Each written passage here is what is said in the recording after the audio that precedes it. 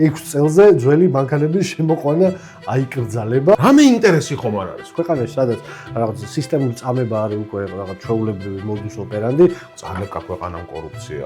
მესამე ვადა ვარკეთილის მეტრო ვერ დაამთავრა. და ეს ტიპი ამბობს, რომ საზოგადოებრივ ტრანსპორტს გამოუასწორებო. სოფლის მეურნეობის განვითარებაზე საუბრობენ ეს ადამიანები და სოფელს კლავენ. ბიძი ლევანიშვილი, ნიკიტა ხრუშოვი და შახაბასი. მაგარ სასტავში ხარ გრიგორიჩი.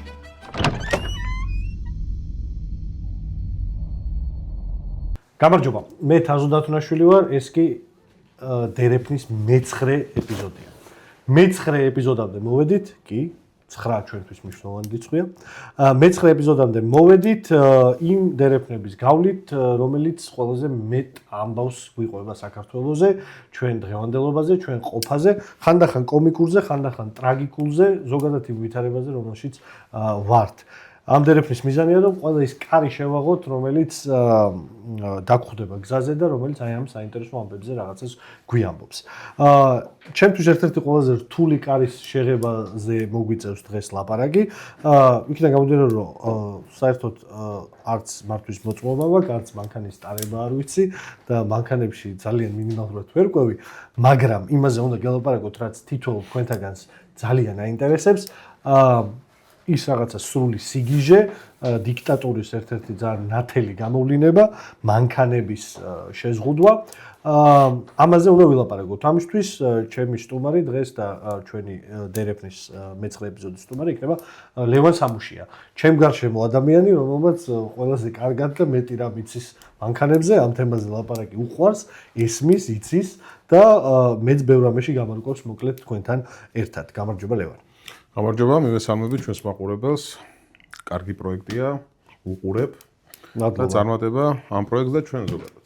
თქვენც ლევანისავით თუ უყურებთ ამ პროექტს, გულშემატკივრობთ და გინდათ რომ ეს ყველაფერი გაგრძელდეს, ერთი პატარა მოგრძალებული თხოვნა მაქვს მე-9 ეპიზოდშიც.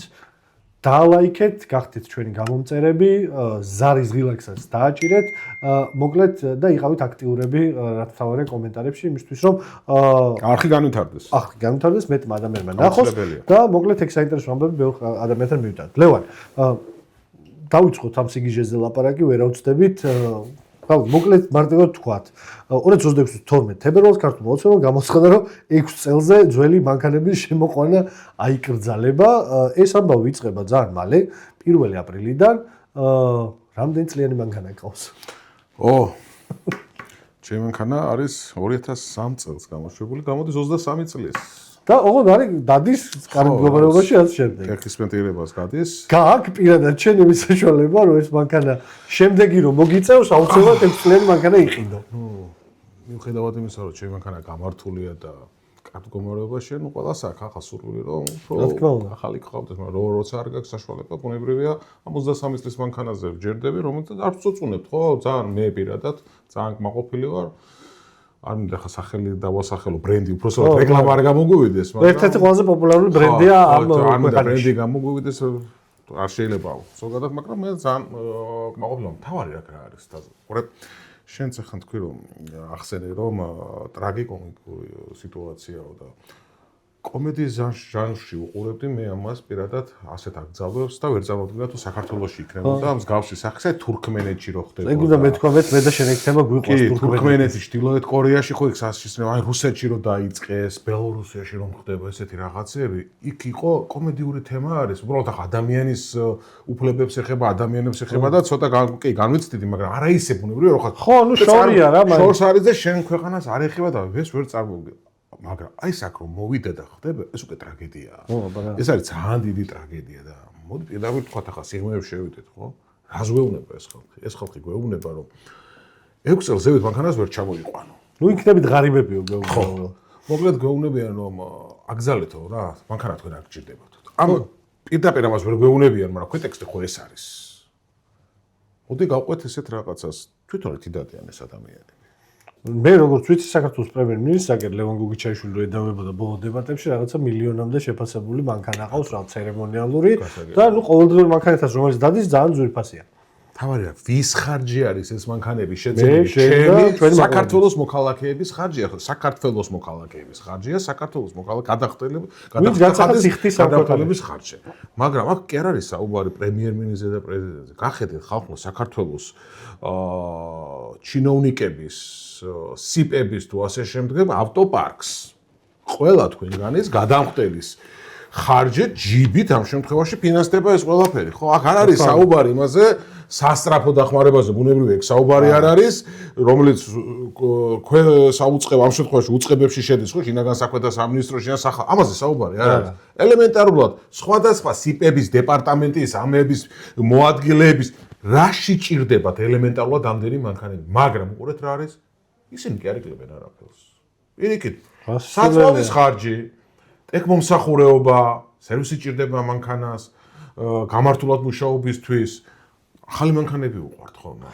რა თქმა უნდა უყვართ ჩვენ ხარჯეთ აზო რასაც შეიძლება ხა ძღოლი სიარული ამ ყველაფრით აი გენიალური ამბავია მაგას ბარემ რიცხვები შევაშალოთ რაც შენ ამბობ აი მაგალითად თბილისის მერია 2025 წლის 2025 წლის მონაცემების შესყიდვა 100 ერთეული მსუბუქი ავტომობილი რომლის ბიუჯეტით არის 7.412 მილიონი ლარი 2019 წელს მანამდე ლაპარაკი არის რომ 2025 წელს 800 იყიდა მანამდე 2018 წელს აქვს ნაყიდი 30 Hyundai მილიონ ნახევარ ლარად 22 წლის ბოლო 2 თვის ბოლო 2 თვეში უწყებებმა ჯამში 1815 ავტომობილი შეიძინეს 108 მილიონის ლარის ტენდერი არის გამოცხადებული და ერთ-ერთი ყველაზე საინტერესო ამბავი არის როგორ რა მოხდა თვითმმართველობის არჩევნების მერე 21 წლის მონაცემები გვაქვს ახლა ბოლო არა გვაქვს 21 წლის მონაცემები 2 ოქტომბერს ადგილობრივი არჩევნების შემდეგ საქართველოს 37 მუნიციპალიტეტში,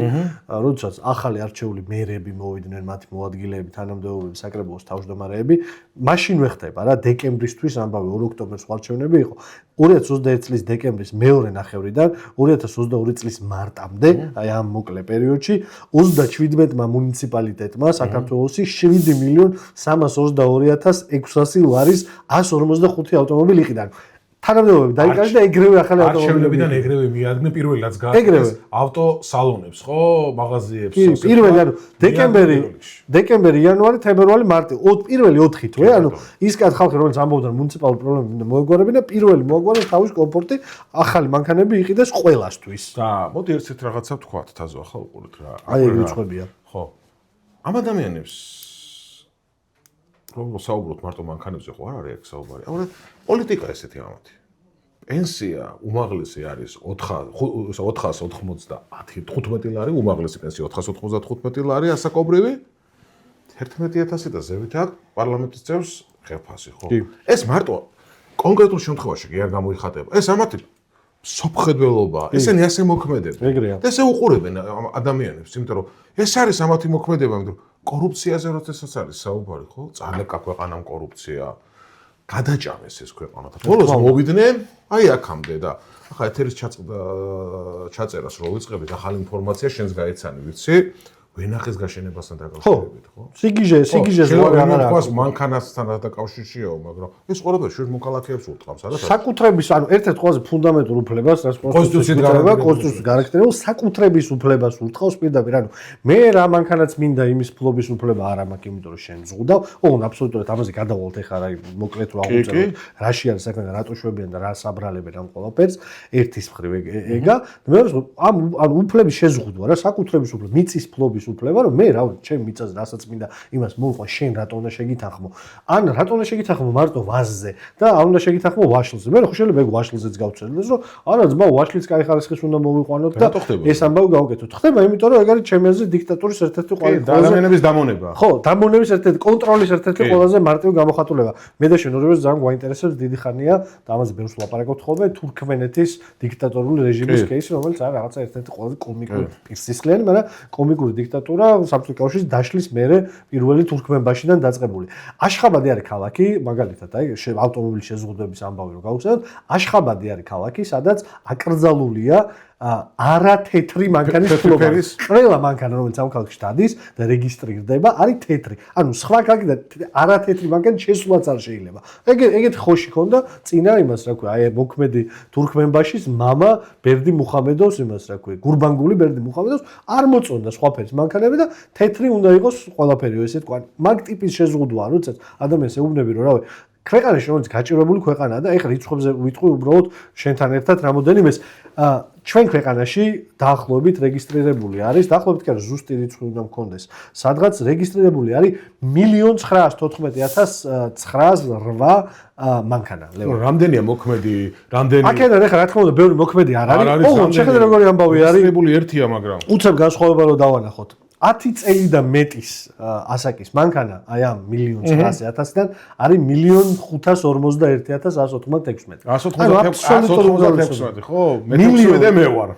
ხო, 1,541,196. ანუ აბსოლუტურ უმრავლესობა მანქანების არის 10 წელზე და მეტი. მე მოდის 5-დან 10 წლამდე მანქანების არის 265,000, ეგეთი მანქანა 265,041 და 2-დან 5 წლამდე და ნაკლები, 2-დან 5 წლამდე მანქანები 61,000 და 2-დან ნაკლები ასაკის არის 40,000 მარტო. ანუ რეალურად ძირითადი მასა მანქანების, რომელიც ამ ქვეყანაში დადის, იქიდან რაღაც არ მუშაობს, მაგრამ ჩვენი მოსახლეობის აბსოლუტური უმრავლესობა 90% მეტი დადის 10 წელზე ძველი მანქანით. ეხლა ეგ რავი, არჩევანი რო არ არის, ხო ვთანხმდებით. შენ არ ჩვენთვის არავისთვის ეხლა ეს ხო არ არის რაღაც რარიტეტული მანქანები მოწონს მაგალითად და ძველი მანქანები უყვარს და აქვს ამ აქ ასე შევხედოთ ამ. აქ არის ლაპარაკი, რომ სხვა არ შეუძლია. უბრალოდ შევხედოთ ამ სიტუაციას. აქ საუბრობენ გარემოს დაცვაზე და პირველი ვინც არის გარემოს დაცვასთან დაკავშირებით, ერთ-ერთი მე ვარ, გარემოს დაცვითი თემა ჰაერის დაბინძურება. უმაღლესზონეზეა ეს ძიმე საკითხია და უნდა იყოს დარეგულირებული. მაგრამ ამისთვის რა არსებობს? ამისთვის არსებობს ტექინსპექტირების ცენტრები. რომელიც კორუფციის გზა არის. მაშინ ვინმე მგვითხრას, რატომ არის ტექინსპექტირების ცენტრი ამ შემთხვევაში? რა საჭიროა მაშინ ტექინსპექტირების ცენტრი? ჩემი მანქანა პატიოსნად ჩვეულებრივად გადის, იმიტომ რომ წყობშია და მე თავს ვალდებულად ვთვლი, რომ თუ რამე არ არის წყობში მოვიყვანო, გამონაბოლქვის სისტემა იქნება ფარები თუ რაც არის ასე შემდეგ და ასე შემდეგ. ხო, პატიოსნად მოქალაქე ამას აკეთებს. მანქანა რომელიც და ახლა მივიდეთ ამ მანქანა რომელიც ამ შემთხვევაში ტექინსპექტირებას გადის და გამართულია. ასე ვთქვათ, როცა ამბობენ, მწვანეა რა, გაამწვანეს, გამართულია შენი მანქანა. ვის რა შეუშლის ხელს? არავის, ესეთან იმ ტექინსპექტორებს თუ გადის, ესე იგი ხო ვარგისია. მაშინ შევადაროთ ახლა დაუშვათ 10 წლის მერსედესი და 5 წლის ჟიგული. ალბათ 10 წლის მერსედესი. ხო, ანა, თუნდაც 15 შევადაროთ. ან თუ 6, ან 7 წლის და 5 სიტყვაზე ვლაპარაკობთ, ხო წარმოუდგენელი არის. ახლა მივედით იმ სიტუაციამდე, რომ ადამიანმა რა უნდა იყიდოს, რომელიცაც მანქანა ფუფუნების წყარო კი არ არის, მანქანა არის გადაადგილების შესაძლებლობა. აუცილებლად დღეს ესეთ სიტუაცია აუცილებლად მოთხოვნა. რა უნდა იყიდოს? რუსულ მანქანა დაბალ ბიუჯეტიანი. რუსული ან ჩინური მანქანები ეგრეა ფიქრი. ხო, რაღაცა.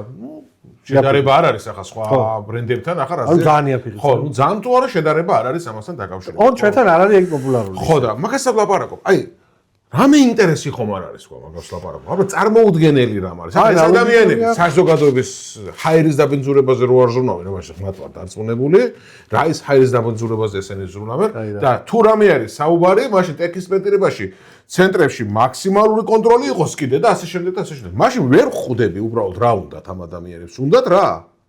დიქტატურული ნიშნები, ხო? მეტი რა არის სხვა რომ მაქსიმალური შეზღუდვა ადამიანების ნებელობის მაქსიმალურად დადგმა. და ნუ უბრალოდ სიგიჟია რა, ანუ რაღაც ამ ფაზაში დიქტატურის შედიან ისეთ რაღაცეებში, რომელიც სიგიჟია რა. ანუ არის აქვს ამას ერთ-ერთი პროპაგანდისტული ახსნაც, რომ ყურადღება ჩვენი თანამოქალაქეების გადავიდეს ისეთ საკითხებზე, რომელიც მათ ეხებათ, ოღონდ რომელიც არ არის რა პირველხარისხოვანი, ხო? რაღაცა ქვეყანაში სადაც რაღაც სისტემური წამება არის უკვე რაღაც ჩვეულებრივი მოდუს ოპერანდი, ქვეყანაში სადაც კორუფციის ჭაობი არ არის უბრალოდ რაღაც აღებმიცემობა და ბოლდონი არამედ უბნები გვითხრეს თითორმე თითქოს სხვაზე ლაპარაკობდეს, წინა ხელისუფლებაზე ლაპარაკობდეს, რომ მინისტრთა კაბინეტის მაგიდაზე ვინც იჯდა ყველაზე მეტი ხანი ამ ქვეყანაში ყველა კორუმპირებული არის, ქვეყანა სადაც უსაფრთხოების სამსახურის უფროსი იმის გეგმით უსაფრთხოებას იცავდეს კოლ-ცენტრებს, თაღლითურ კოლ-ცენტრებს, თაღლითია რა, თაღლითურ კოლ-ცენტრებს ფარველობს, ყოფილი გენერალური პროკურორი ქურდების ფარველობს და რაღაცა კრიმინალებს და აბა შენ არ ამბობ, თვითონ ამბობ. უკეთო, ამას ყოველთვის თვითონ ამბობენ და ამისთან პერიოდულად ხო რაღაც სიგიჟით ყველა უნდა გადაიტანონ და ჰოპ გამოაგდებენ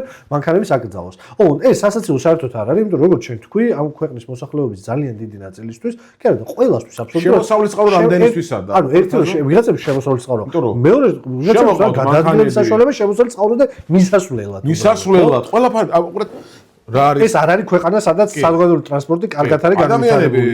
რკინიგზა ყველგან მიდის სოფლის პროდუქტის გადასატანად იყენებენ გარკვეული სახის ხო მანქანებია, რაღაცა სპეციალიზირებული მანქანებია. იმას ახლა რას ეუბნები, რომ ავტოსალონიდან გამოიყვანოს მანქანა? არა, იმას ეუბნები ხო? შეუძლია ასეუბნები. არაფერი, უნდა დაასრულოს ამ იმას თუ შეეძლო, რომ აქამდე მაგალითად ყავდა 2013 წლის მანქანა.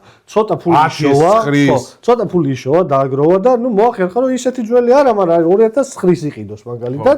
იმდენ რაღაც 3000-4000 დოლარის სტამატების საშუალება აქვს რაღაცა გაყიდა საკონელი, ცოტა უკეთესი, ეგრეთ ვთქვათ, ჯარგოს ხო დააპგრეიდოს თავისი მანქანა. დღეს ანუ ამ კანონის მერე 1 აპრილიდან $3,000 კი არა, მინიმუმ $13,000 მოუწევს, ხო? ვთქვათ, რომ 2003-დან გადმოვიდეს 2000. გააჩნია ბრენდსაც. ეგეც გააჩნია, ბრენდშიც უნდა დააგდოს და რა მინიმუმ $13,000 მეტი და უნდა გარისკოს გამოდგება თუ არა ამ ქვეყანაში. და თავად რა თაზოყურეთ ამ ინდუსტრიაში თუ რა ვთქვათ, ბიზნესში როგორც მინდა დავარქვათ, ძალიან ბევრი საქართველოს მოქალაქეა ჩართული, რომლებსაც მანქანები ჩამოყავთ, ექსპორტი, რეექსპორტი, მანქანები ჩამოყავთ ამ შემთხვევაში. აი ეს რაღაცა არის ხელოსნები და სახელოსნოები. ანუ თელი ჯაჭვია, სადაც ადამიანები თვითონ დასაქმდნენ, შექმნეს ეს წარმოება ამ შემთხვევაში და მათ უკან უზარმაზარი ოჯახები არიან, თელი არმია ხალხის, რომლებსაც ესენი ადამიანები რამარ ხალხს რას ვეუბნები. ძალიან გულისთვის ხალხი სამაგიეროდ რას თავაზობს სახელმწიფო ხელისუფალი არაფერს. ეუბნება რომ არაფერს საკეტი ბოქლომი დაედო და მორჩა. ხო, გასაგებია, უყურეთ როგორ არის ვისაც კი შემოყავდა თელი ეს მანქანა და ამაში იყო ჩართული და ასე შემდგომ. ამ ვინმე დაითვალა სტატისტიკა რამდენი. ალბათ არავის არ დაუთვლა, იმიტომ რომ ძალიან ბევრი, მე ვიცი რომ ძალიან ბევრი ხალხია, იმიტომ რომ ეს ჯაჭვურად არის ეს ავტონაწილებია, შემდგომ აქ შეკეთება არის, ფორმაში მოყვა რაღაც ეს ასე ვთქვათ ბიზნესი არის. ციკლი რა. ამერიკიდან ჩამოიყვანა რაღაცა მირტმული მანქანა და მე აქ არის ბევრი ხალხი, ვინც როგორც ამ ხელოსნების სპეციალისტები, ვინც ამას სვლიან, მე ეს გადამყიდველი არის. თელი ციკ მართლა ეკონომიკური ჯაჭვია ძალიან დიდი, რომელშიც ახლა ამ ვინც გვიყურებთ, ხო ყველამ ძალიან კარგად იცით, რომ ჩვენი უმრავლესობა, ჩვენი ყველას უმრავლესობა 95% თავის მანქანას სალონში არ ყიდულობს ოფიციალურ დილერებთან. არავინ არ ყიდულობს თითქმის მანქანას, გარდა ძალიან მდიდარი ადამიანებისა ამ ქვეყანაში და გარდა სახელმწიფო ტენდერებისა, სადაც ჩვენს საქართველოს მოქალაქეების ხარჯზე ვინმე არ გაიგოს ისე რომ იქიდან რომ ჩამოდის მანქანა ის არ უნდა იყოს ეგ გამართული უნდა იყოს ინსპექტირება გავლილი უნდა იყოს უბრალოდ ადამიანს უნდა მიეცეს შესაძლებლობა რომ არჩევანი ქონდეს და ისუნთქოს ელემენტარულად. ანუ ქვეყანაში სადაც $9,000 არის ერთ სულ მოსახლეზე მუშეპა ეგეთ ქვეყანაში არავის არ აქვს ეგ ფუფუნება რომ მანქანაში გადაიხადოს მინიმუმ $20,000. უბრალოდ არ არსებობს ეგ ფუფუნება. ქვეყანაში სადაც რაღაც 700,000 ადამიანი არის შემწეობაზე ეგეთ ქვეყანაში შეუძლებელია. მასობრივი ამბავი არის შეუძლებელია რომ ყველას კონდეს იმის საშუალება რომ რა წავიდეს რენოს ცენტრში ან ტოიოტაში და იქიდან გამოიყვანოს მანქანა. ეგ არის ტყუილი ჟღალი საუბარი ასე ვიტყოდი. მარტივი ამბავია შეხედე როგორც ყოველთვის როგორც ყველა საკითხში რა აი ფასების ამბავის მაგალითი ვავყოთ ხო ფასების მაგალითზე იმას კი არ გეუბნებიან რომ რავი კი არ აღიარებს იმას რომ ცუდი მონეტარული პოლიტიკა მქონდა და ფულადი მასა გავზარდე რავი 1000 ჯერ ისა რა ქვია აქციზი გავზარდება გადასახადები მოუმატე და ამის ბრალია ეს ყველაფერი ჩემი ბრალია რა იდეაში და მე შემიძლია რომ ამას უშუალოდ დაუკლო აქციის ფასი დღეგ გავხადო ისა რა ქვია მცურავი და თქვა რაღაცა პროდუქტებზე დავაკლო ანუ რაც სახელმწიფოს პრეროგატივაა რომ ფასების ნაწილში ის ნაბიჯები გადადგას სადაც შეიძლება ფასზე იმოქმედოს არა დიბარებს კომპანიებს და ეტყვის რომ შენ ან ეხა დაიკლებ შემოსავალს მოგებას ან დაიკლებ ან მოვა მდინარაძის კანტორიდან ვიღაცა ტიპის სუსიდან და დაგიჭერ გაგატყავებ ციხეში დაგალყო იგივე პრინციპია აქ ანუ ჰაერის დაბინძურება არის რეალობა თბილისი არის ევროპაში ყველაზე ცუდი ჰაერის ქალაქი. ანუ ბელგრადი და თბილისი იყოფენ ბოლო ორ ადგილს. ყველაზე ბინძური ჰაერი არის თბილისში, რაც პირდაპირ მოქმედებს ჩვენზე, ჩვენ შვილებზე, კიბოს, ანუ ონკოლოგიური დაავადებების რაოდენობაზე, ასე შემდეგ.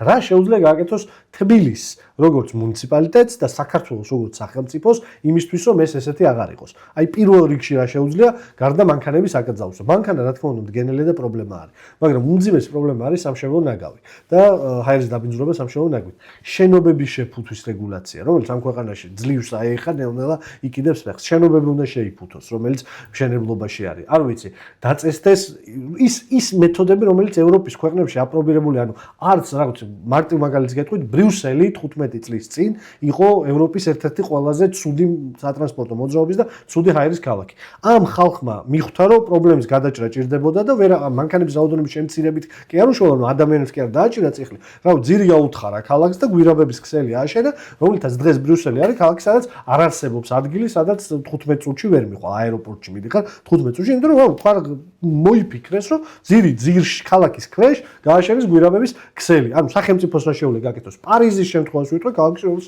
დიდი ხანი ცხოვრობდი.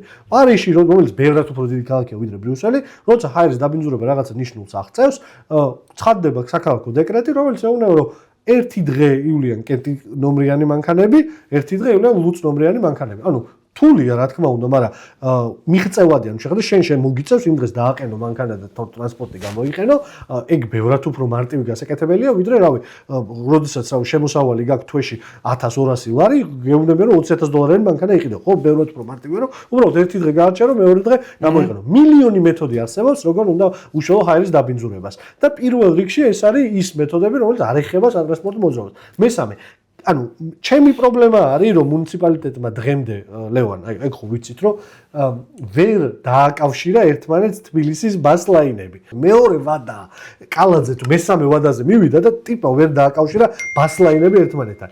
მესამე ვადა ვარკეთილის მეტრო ვერ დაამთავრა და ეს ტიპი ამბობს რომ საზოგადოებრივ ტრანსპორტს გამოვასწორებ, ხვდები? ანუ ქალაქში სადაც საზოგადოებრივ ტრანსპორტი არ არის. ქვეყანაში სადაც რკინიგზა არ ჩადის, რა ვიცი, მნიშვნელოვანი ქალაქებში ამ ქვეყნის არ არის დაქსელილი, არ არის სხვა სისტემა ტრანსპორტის. ანუ რა მანქანა არის მართლა ესეთ ქვეყანა ვართ რა, როგორც ამერიკა, რომ მანქანა არის მთავარი გადაადგილების საშუალება. ამ ქვეყანაში რომ იგრძალო მანქანის გამოყენებას, რას მთავაზობ? მთავაზობ საბჭოთა კავშირის დაბრუნებას. აი რა როგორც საბჭოთა კავშირი სოფელს ერთი მანქანა ყავდა და იმაზე რომ შეისვალდნენ უკან საბარგულზე და იმითი რომ მედიოდა ყველდა და აი რიცხვები მე ხო არ ვამბობ და რიცხვები ამბობს რომ 1,5 მილიონი არის ძველი 5-დან აწლამდე 264,000 და რავი 100,000 მანქანა არის მარტო რომელიც დღეს ამ კრიტერიუმში ჯდება. საქართველოში დადის 2 მილიონიდან 100,000 მანქანა, რომელიც ჯდება იმ კრიტერიუმში, რასაც ეს ხალხი ამბობს. და ეს ძველი მანქანები რო დაძველდება, მე რა ხდება? აი რა მაინტერესებს იცი შენ ჩემზე კარგად გესმის ეგ ამბავი. რას გამოიწვევს სინამდვილეში? ჰაერის გაუმჯობესებას რო არ გამოიწვევს ზუსტად ვიცი. ამ პრობლემას რო არ უშველის ეგეც ზუსტად ვიცი. სინამდვილეში რას გამოიწვევს შენ? სინამდვილეში გამოიწვევს, თაზო ახლა რას გამოიწვევს, ხო? ყველა მანქანის ყოლა ვისაც უნდა, მანქანის გარეშე დარჩება. ხო ეს მანქანა ახლა ბუნებრივია ძველდება საუკუნოვანი არა არც ერთი. ხო, ნუ რაღაც მოკვდება რა და რაღაცა უშტება ძრავზია და ასე შემდეგ. ახალ მანქანის შემოყვანის საშუალება არავის არ ექნება. ის ძველის გაძვირდება, ხო? ბაზარზე ხო ძველი გაძვირდა როგორც მეუბნებიან, ძალიან გაძვირდა, უკვე ძველი როცა ეს კანონი დაანონსდა ამ შემთხვევაში და 1 აპრილიდან უკვე ძველი როდესაც ახლა ჩემზე კარგად იცი შენ ახლა ფინანსებში როგორც არის მოთხოვნასა და მიწადობას შორის ხო როცა ახლა იკლებს ეგ ჯაჭვი არის ბუნებრივია როდესაც მოთხოვნა ნაკლებია ფასიც შესაბამისად რეაგირებს ეს ფასები ამასთან დაკავშირებით ხო და კიდე მივიდივარ ის ყურით მოთრეული ამ შემთხვევაში მიზეზები რომ თითქოს ისინი ეკოლოგიაზე ზრუნავენ და სხვა რაღაცა მიზეზები აქვს ეს არაფერ შუაში არაა ხალხობა რატომ პირდაპირ გეუბნებით რომ შესაძლებელია და მომხრე ვარ რომ იყოს ბუნებრივია და ეს ასეც უნდა იყოს და ყოველ შემთხვევაში არის ხო რამდენი ტექნიკის სპექტრების ცენტრებია მაშინ გვითხრან რომ არ არის ტექნიკის სპექტრების ცენტრები და ეს ბუტაფორია ხო ეგ ძალიან მნიშვნელოვანი რაღაცაა და თუ არის ეს ტექნიკის სპექტრების ცენტრები და არის ბუნებრივია სადაც გადის ხო მოქალაქე მე ვიცი კაცო ბევრს დაუხარვეზეს და დაუხარვეზებიათ და გამომისწორებია და გამოუსწორებია მაგრამ ისიც ხო იცი რომ არსებობს რაღაცა სერვისები აი Facebook-ში შენ რო ჩაწერან და Google-ო არსებობს რაღაც სერვისები არ ვიცი რაღაცა მახინაციები რომელსაც მანქანაში ასხავენ რაღაცებს შევიდა და გადიან მაგ ინსპექტირებას. შესაძლებელი არის, ხო, ამის. ანუ კორუფციული ჯაჭვმა და წარიდა. შესაძლებელი არის, რომ გადამოწმება ამ შემთხვევაში, შემთხვევითი შერჩევის რაღაცა რომ ადამიანს კონდეს რომ ეს ბევრი რამ შესაძლებელია. იმის გაძლიერება შესაძლებელია. ხო, ადამიანს შენ ახლა უთხრა რომ იცი რა, შენ თუ მდიდარი არ ახარ და თუ ჩინოვნიკი არ ახარ და მოქალაქეების ხარჯი მანქანით არ დადიხარ, მანქანით ვერიული რა, კაი მანქანი. უბრალოდ ვერიული. მარტო ეგენი ვერიული, კარგი რა, მანქანით ვერიული ცოტა ხანში, იმიტომ რომ შემოყვანის უფლება არ გექნება და ახლა უკაცრავად და სალონიდან მანქანების გამოყვანის შესაძლებლობა არის, ვის აქვს, არ ვიცი, მე ბევრს. აი 90-იანების პერიოდს დაუბრუნდებით, როცა აი მარტო მდიდარი ადამიანი დადოდა მანქანით რა. ფუფუნება როცა იყო. მივიდეთ ახლა იქამდე, ყურე მე რასა ლაპარაკობ, შენ კარგად დაიწყე, კარგად თქვი რომ ეს ტრაგიკული სიტუაცია, ტრაგიკომედია. მეორე სახელმწიფო რომ ლაპარაკობდი, ხო ეს აკძალვა. სად არის ეს აკძალვებზე? ამ შემთხვევაში ჩაციკლა არის ზუსტად დიქტატურულ ქვეყნებში, ხო? მაქსიმალური აკძალვები. ახლა საუბრობდით ხო სანამ შემოვიდოდით, რომ ეს ახალის არის, რომ აი ისე გვინდა დავბრუნდე რომ ვენახთან დაკავშირებით კახელ ღრეხს ეუბნებიან რომ ვიღაცამ თბილისიდან უნდა უთხრას სამინისტროში. არ ვიცი რაღაცა შექმნიან ჯანმრთელობა. ვიღაცა ცხოვრება შენ ვინო არ აქვს დალეული და უნდა უთხრას რომ შენ ვენახი რომ დარგო გასაყიდად საწარმოო ვიღაცამ კანტორამ თუ რაც მინდა დავარქოთ უნდა მიწეს ნებართვა. საერთოდ გაგიჟდა ეს ხალხი. და ის ადამიანი უყურე ის არის მისი შემოსავლის წყარო, ოჯახის მისი შემოსავლის წყაროა და ყურე მანქანის 6 წლამდე აკძალვა, თითქმის აკძალვა. აქეთ ეუბნებიან ჯერ კახეთში რა, იმერეთში, ქართლში, სადაც არის ეს კულტურა. მაგრამ კახეთში უხდება. კახეთში არა, კახეთში ხო ფასიურად არის, ხო ქართლში, იმერეთში, ზემო იმერეთში განსაკუთრებით, ხო ეს. ახლა ადამიანს ეუბნებიან რომ იცი რა, მე შენ გეტყვი. ხო რა, გააშენო შენი ოჯახი სარჩენად ამ შემთხვევაში და თავისი შრომაზეა საუბარი. ხალხმა რომელს გენეტიკურად იციან როგორ უნდა გააშენონ ის რავი მოყვება საუკუნე. აი ვინ უნდა ასწავლოს, და ვინ უნდა ურჩიოს თუ ვინ უნდა უბრძანოს, კი ან არა. ანუ წვანიან წითელი უნდა აუნთონ, რომ ადამიანმა გააშენოს და ოჯახი შეინახოს. აბსურდია. 8000 წელია ამ მიწაზე ღვინო მოყავს, აი რა ვიცი, იმითი და თვალის იმითი იცის, ზომით და თვარის ციკლით იცის, როდის უნდა რა გააკეთოს. მაგ ხალხს ეუბნება რომ ვიღაცა მართლა აი რაღაცა ორუჯრედიანი კლერკი სამინისტროში დაგიტყავს ბეჭედს, ისე ვენახს გააღჩენებ და აქაც არის, აკრძალვა რა. აკრძალვა, რა თქმა უნდა, κορუფციის ბურდია. აკრძალვა არის აი ეს რაღაცა კომიკური რუსული ტიპის ჩინოვნიკი და კორუფცია, ანუ ამ აკრძალვის ბოლო მდგენელი არის დასჯა, ხო? ანუ მან ამბავი რა არის დასჯა. დასჯა არის რომ ანუ მე თუ არ ვიზამ, აი თუ არ შეგიტე, კახელი ჯიგარი კახელი კაცი რა. აი არ გითახმებ, კიდია. შენ ვინ ჩემი ფეხები ხარ, არ გითახმებ. მაგაზე მე პასუხი რა რომ დაგიჭერ, დაგაჯარიმებ, ყოფას გიტირებ. ანუ ეგ არის რა აკრძალვა. იდიოტიზმი რომელიც მე ისჯება. მარტივია თაზო ხა შენ კარგი რამ თქვი, ხო? ჩვენ ყველას გვიხარია და რავბახობ და ნახდა სადრაბახოთაა საქმე რომ გვინის აკვანი არის საქართველო. ხო, რა, კაცრავა და 1000 წლეულების უკან ვინმეს უთითებდა რომ აგაეშენებიათ ვენახი და არ გაეშენებიათ ვენახი და ნებართვებს ითხოვდნენ. ხო, გაგიჟ, აი სიგიჟეს ხვარი ხო არ აქვს, მაგრამ მეორე კუთხით მეაქციათაზე ყურადღება. ადამიანს როცა შენ პირველ ეტაპზე ნებართვას არ მიცემ ვენახის გაშენების რომ მოიყვანო საწარმო მიზნით ის ვენახი. თუ გაჩეხოს ხო, რა საკეთებს ის ადამიანი? არ ვიცი რა. უნდა გაასკვეთოს ალბათ მიწა, ხო? ვინ იყიდეს შემდგომ მიწას? აი ესეც საფიქრებია. მანდაც თქვა რომ არა ძმაო მიწასო ჩვენო კიდე იმას დავალდებთო უარეს აკრძალვებს, მაგრამ რა შვეშე რას დადებენ უცებ არა, მაგას ვაპარაკობ. უცებ გამახსენდა. გახსოვს ერთი კაცი ვინც საქართველოში ვენახის მე ორი კაცი, ორი პიროვნება მახსენდება.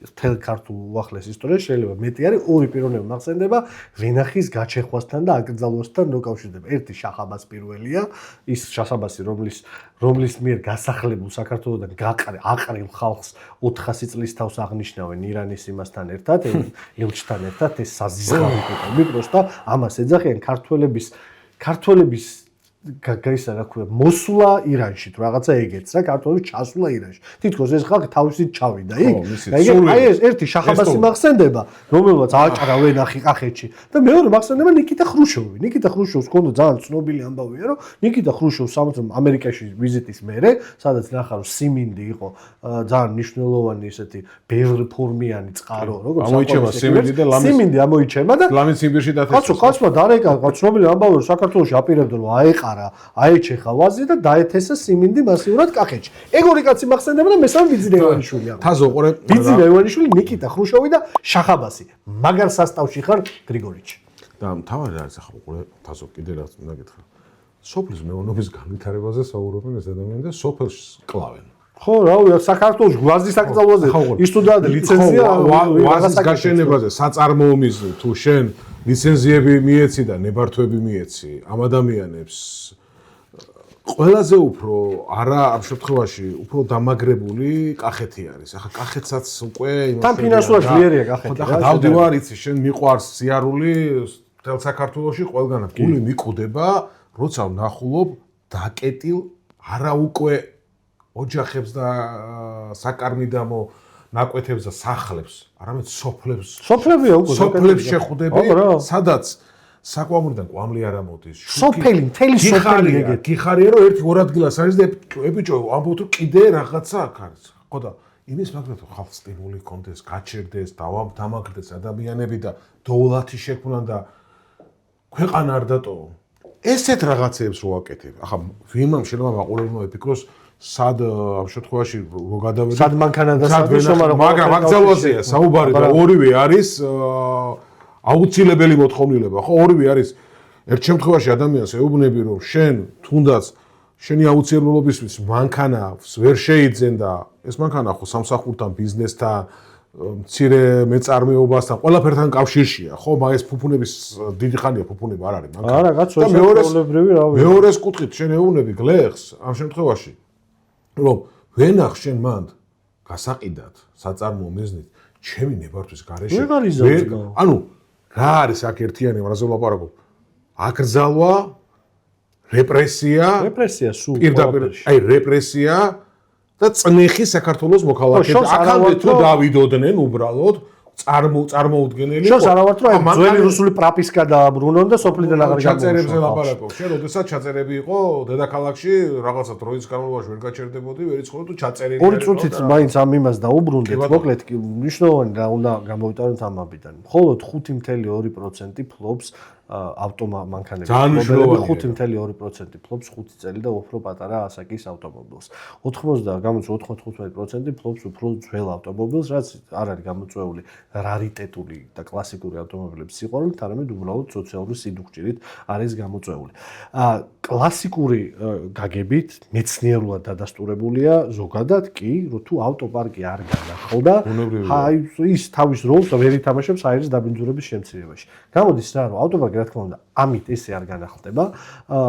არ განახლდება, იმიტომ რომ რა პირიქით ის 1.500.000 მანქანა, 1.800.000 მანქანა იტრიალებს გაუთავებლად. იმიტომ რომ საშუალება არ ექნება ადამიანებს შემოტანს კიდევ ხოლმე მარტო 5% იქნება ის ვისაც შეიძლება რომ ახალი მანქანები შემოიყვანოს და უბრალოდ როცა ფული არ არის, შეუძლებელია ამის გაკეთება, შესაბამისად, ვერც არის დაბინძურების სიმას ვერ უპასუხებს გამოწვევას, ვერც ავტოპარკი, იმიტომ ავტოპარკი არ განახლდება, შესაბამისად, რასაც აკეთებენ, არის აბსოლუტურად უგუნური. შენ სწორად თქვი რომ ფასი თუ მოირღვა მიწოდება მოთხოვნების ჯაჭვი შესაძლოა ფასები აიწევს მე ვიცი უკვე აი გუშინ ვლაპარაკობდით რომ ბევრი ადამიანი ვინც მანქანებით ვაჭრობს ეხლა რა გაყიდეს ბინები რომ ჩამოიყვანონ აი 1 აპრილამდე შესყიდვა გააკეთონ დაასწრონ და ჩამოიყვანონ რაღაცა მანქანები რომელსაც ძალიან დიდ ფასს დაადებენ აი ფასდამატის კომისიაზე მოგიწევთ მე მეგობრებო კიდე ამის განხილვა მე მგონი ეგ ფასდამატის კომისია წულუკიანის კომისიასავით გაუთავებლად მოგიწევთ რომ გაწევოთ იმიტომ რომ ახალი ფასდამატის ამბავი ჩდება ამ იმის სახით რა ქვია მანქანების სახით რეალურად მივიღებთ რას ძალიან ისეთ ამბავს აი მახსოვს ცნობილი ვიდეო ზურა ჟვანიაში როცა ლაპარაკობს აი იმაზე რა ქვია ჯიპებზე და სომბრეროიან ოლიგარქებზე. აი მაგ 90-იანი წლების ბოლოს პერიოდს, როდესაც კარგი მანქანა და ზოგადად არასაბჭოთა, აი მაშინ იგი ხო იცი გახსოვს, რევოლუციამდელი შეისწავლება განსხვავება იგი იყო რა, საბჭოთა მანქანა აი რაღაც ყველას ვიცი. გამოირჩეოდა ერთი სუსრო ღაფავდა მერსედესი რო გაივლიდა და აი მერსედესებით ახლა ვიცოდით რომ ვიღაცა ტიპები დადიოდნენ რა. ვიღაცა გუბერნატორები მაშინ ცოტა გაბლატავებული და ვიღაცა ისენი რა ქვია ჩინოვნიკები და ბიზნეს მარტო ეგეთი ტიპები დადიოდნენ. ეხლა რა იქნება ასეთი მანქანები ივლიან ძალოვანები საქართველოში ხო რაღაცა ის პოლიციური საბჭოთა პოლიციური სისტემის მახინჯი ის არის რა ქვია მუწუკი არის ერთ-ერთი რომ მან ხო დაწინაურება ის არის რაღაცა კაი იარაღს აძლევენ და დაბურულშუშებიან უფრო ახალ მანქანას მიცემენ და მაგით კარელობს და მაგით აისახება ხოლმე მაგ ჯოგეხეთში აი ეგენი ივლიან ამ დაბურულშუშებიანი და ძვირფასი მანქანებით და საქართველოს დანარჩენი მოსახლეობა აღმოჩნდება ბლოკადაში მყოფი კუბას მდგომარეობაში კუბა არის ხო კუბის მამინდოდა ზუსტად 50 წლის მანქანებით დადიან და როგორ აშვებიან სანამ საბჭოთა კავშირი არსებობდა და იქ მანქანებს აგზავნიდა და ეგ იყო ბარტერი სხვათა შორის კუბა აგზავნიდა ბანანს და ესენი აგზავნიდნენ მანქანებს ეგეთი ბარტერები იყო ხოლმე რევოლუციონერი მანქანები ხო და რეტრო ამერიკული რეტროებია ყველა იმიტომ რომ არ არის სხვა რა ძველი რა სანამ ფიდელ კასტრო თავის ამბავს ატარებდა ის ძველი მანქანები მატორებს უცვლიან რაღაცებს ატარებენ სასწაულებს აკეთებენ და ნუ სხვა იმის მერე ანუ 50-იანების და 60-იანი მანქანების მერე მანქანა რა ყველა ჟიგულია რა ბლოკადის ამბავია აი მაგას მივიღებთ რომ რაღაცა იქნება ერთი უკრავი ავტოპარკი რაღაცა მანქანებს იმიტომ რომ ქართული კაცი მაინც ისეთი კაცი არის სიდუხჭირეში ჩვენ გამოგვიცდია ერთმანეთი ამ საზოგადოებას გამოუცდია და ქართული კაცი ეგეთი ტიპი არა ყოველთვის იპოვის რაღაცა გამოსავალს რაღაცას მოიგონებს და ნუ ამ მანქანებსაც რაღაცნაირად რაღაცა მანქანებით ვამუშავებთ ის მულტფილმი რო არის ფლინსტოუნები ფეხებით რო იმშვენებიან აი ბოლოს მან მივახ და ფეხებით რო ამოძრავებენ მანქანებს გამოგონება უნდა დაგჭირდეს რომ მანქანას დამატებითი სიცოცხლე შეზინო რაღაც 40 წლის მანქანას 50 წლის მანქანას რომელსაც არ აქვს რესურსი თუ რესურსი აქვს მანქანას არის მანქანები რესურსი აქვს მაგრამ იმასაც ამოუწურავი რესურსი არ არსებობს ბუნებრივია ხო და აქედან გამომდინარე ახლა ჩვენ საზოგადოებას ეუბნებიან მოქალაქეებს ეუბნებიან იცით რა